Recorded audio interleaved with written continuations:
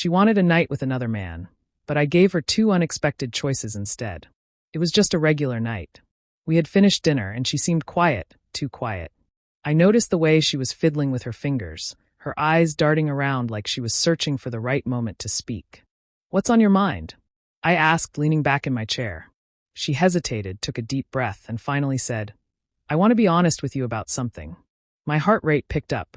Honesty was always good in a relationship, but something about her tone made me uneasy.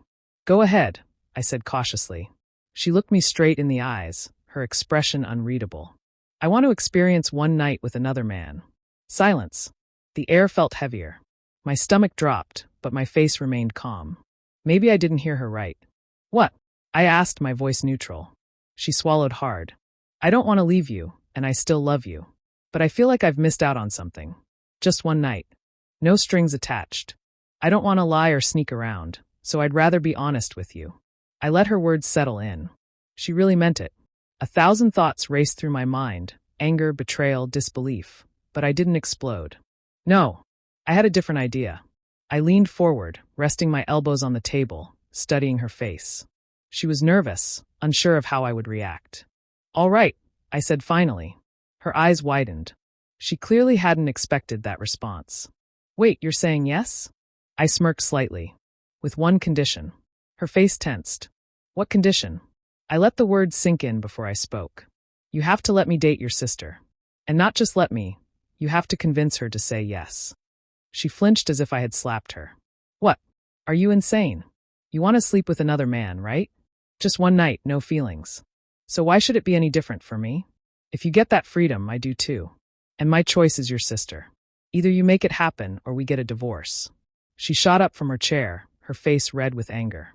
"That's not the same thing." "Oh, and why not?" I asked, tilting my head. "Because she's my sister.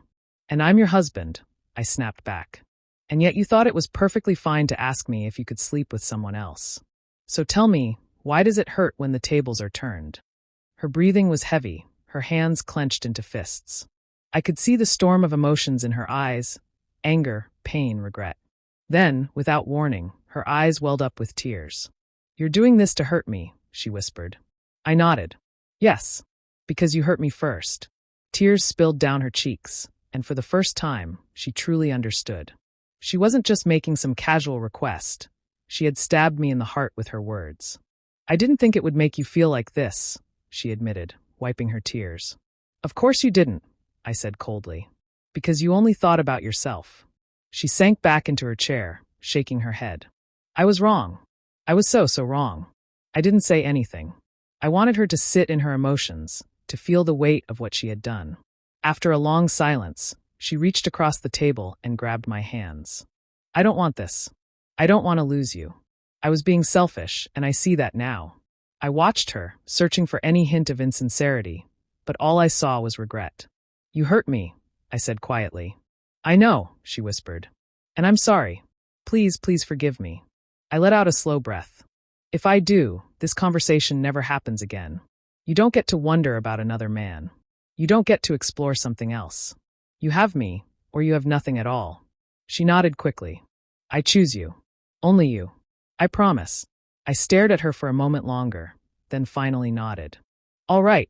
That night, for the first time in a long time, we talked. Really talked. She told me how she had been feeling, disconnected, like something was missing. But now she realized that what she needed wasn't another man. It was us. She had let routine and boredom cloud her judgment, making her think the problem was me when in reality, we had just stopped trying to keep the spark alive. We spent hours talking, holding each other, rebuilding what she had nearly destroyed with one selfish request. And from that night forward, everything changed. She never brought up another man again. Strangely enough, my ridiculous condition of dating her sister had saved our marriage. Because for the first time, she truly understood what she almost lost. And she never wanted to risk it again.